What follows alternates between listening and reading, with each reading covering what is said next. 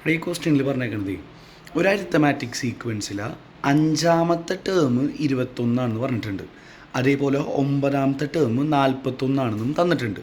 എന്നിട്ട് കണ്ടുപിടിക്കാൻ പറഞ്ഞേക്കുന്നത് ഫസ്റ്റ് ടേമും തേർഡ് ടേമുമാണ്. അപ്പോൾ ഒരു സീക്വൻസിൻ്റെ അഞ്ചാമത്തെ ടേം 21 പറഞ്ഞിട്ടുണ്ട്, 9ാമത്തെ ടേം 41 പറഞ്ഞിട്ടുണ്ട്. എന്നിട്ട് കണ്ടുപിടിക്കേണ്ടത് ഫസ്റ്റ് ടേമും തേർഡ് ടേമും. അപ്പോൾ ഇവിടെ ചെയ്യേണ്ട കാര്യം എന്താണെന്നറിയോ, നമ്മൾ പറഞ്ഞേക്കണ കാര്യം ഒന്ന് എടുത്ത് എഴുതി. 5th ടേം 21, 9th ടേം 41 എടുത്ത് എഴുതി. ഓക്കെ, അപ്പോൾ ഇത് രണ്ടുമാണ് നമ്മുടെ ടേമുകൾ അല്ലേ, 21ഉം 41ഉം. ഇനി അതിൻ്റെ പൊസിഷൻ തന്നിട്ടുണ്ട്, 5th പൊസിഷനും 9th പൊസിഷനും. അപ്പോൾ ഈ തന്നിരിക്കുന്നതാണ് പൊസിഷൻ. ആ പൊസിഷനിലുള്ള ടേമുകളാണ് ഇപ്പം തന്നിട്ടുള്ളത്.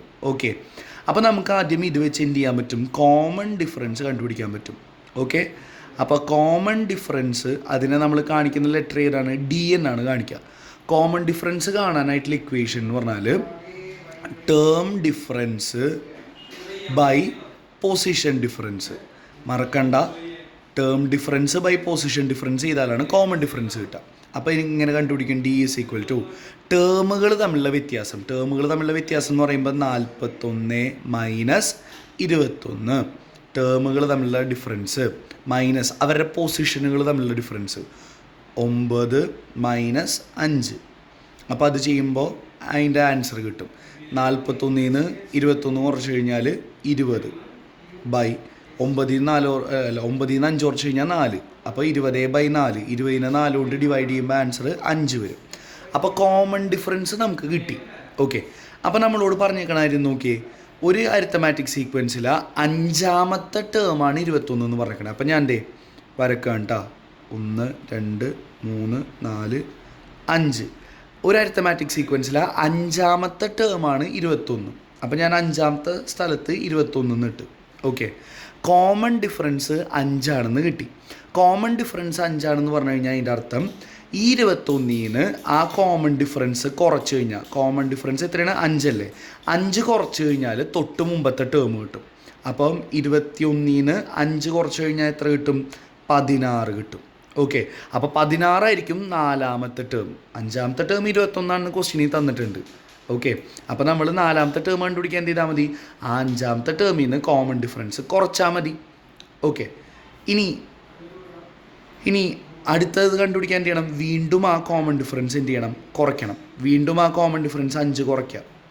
ഓക്കെ, 5 കുറച്ച് കഴിഞ്ഞാൽ ആൻസർ എത്ര കിട്ടും, 11 കിട്ടും. അതായിരിക്കും 3ാമത്തെ ടേം. ഓക്കെ അല്ലേ. ഇനി 2ാമത്തെ ടേം കണ്ടുപിടിക്കണമെങ്കിൽ എന്ത് ചെയ്യണം, വീണ്ടും ആ കോമൺ ഡിഫറൻസ് കുറയ്ക്കണം. 11 5 വീണ്ടും കുറയ്ക്കുമ്പോൾ എത്ര വരും, 6. ഇനി വീണ്ടും ഫസ്റ്റ് ടേം കണ്ടുപിടിക്കാൻ എന്ത് ചെയ്യണം, ഇതിന് വീണ്ടും ആ കോമൺ ഡിഫറൻസ് കുറയ്ക്കണം. അപ്പോൾ എത്ര കിട്ടും, 1 കിട്ടും. ഓക്കെ, അപ്പോൾ നമുക്കിപ്പോൾ ക്വസ്റ്റ്യൻ എന്താണ്, what is the first term. First term എത്രയാണ്, 1. അടുത്തത് what is the third term. Third term എത്രയാണ്, 11. ഓക്കെ, അപ്പോൾ ഇവിടെ ഫസ്റ്റ് ടേം ഇപ്പോൾ എത്ര കിട്ടി, ഫസ്റ്റ് ടേം 1 കിട്ടി. അതേപോലെ തേർഡ് ടേം 11 കിട്ടി. ഓക്കെ, ഇതാണ് ആൻസർ. ഇനി ഞാൻ ഒരു കാര്യം ചോദിക്കട്ടെ, ഇനി ഇപ്പുറത്തുള്ള ടേം കണ്ടുപിടിക്കാൻ എന്ത് ചെയ്യണം, ഒരു കാര്യം മനസ്സിലാക്കുക, മുമ്പിലത്തെ ടേം കണ്ടുപിടിക്കാനാണെങ്കിൽ കോമൺ ഡിഫറൻസ് കുറച്ച് വരണം. ഇനി ഫ്രണ്ടിലേക്കുള്ളതാണെങ്കിൽ എന്ത് ചെയ്യണം, ഇങ്ങോട്ടുള്ളത് ഫ്രണ്ടിലേക്കുള്ളതാണെന്നുണ്ടെങ്കിൽ കണ്ടുപിടിക്കാനായിട്ട് എന്ത് ചെയ്യണം, കോമൺ ഡിഫറൻസ് കൂട്ടി പോകണം. ഓക്കെ, പറഞ്ഞാൽ മനസ്സിലായി. അതായത് ലെഫ്റ്റ് സൈഡിലേക്കുള്ള മുമ്പിലുള്ള ടേമുകളാണ് കണ്ടുപിടിക്കണമെന്നുണ്ടെങ്കിൽ എന്ത് ചെയ്യണം, അതായത് കുറച്ച് വരണം, കോമൺ ഡിഫറൻസ് കുറച്ച് വരണം. ഇനി റൈറ്റ് സൈഡിലേക്കുള്ള പുതിയ ടേമുകൾ കണ്ടുപിടിക്കാനാണെങ്കിൽ എന്ത് ചെയ്യണം, കോമൺ ഡിഫറൻസ് കൂട്ടണം. അപ്പോൾ അടുത്ത ടേം എത്രയായിരിക്കും, 21ൻ്റെ ഒപ്പം 5 കൂട്ടുക. ഇങ്ങോട്ടുള്ളതാണെങ്കിൽ കൂട്ടി പോകണം. അപ്പോൾ എത്ര വരും, 26. ഇനി അടുത്ത് കണ്ടുപിടിക്കാൻ എന്ത് ചെയ്യണം, വീണ്ടും കോമൺ ഡിഫറൻസ് കൂട്ടുക.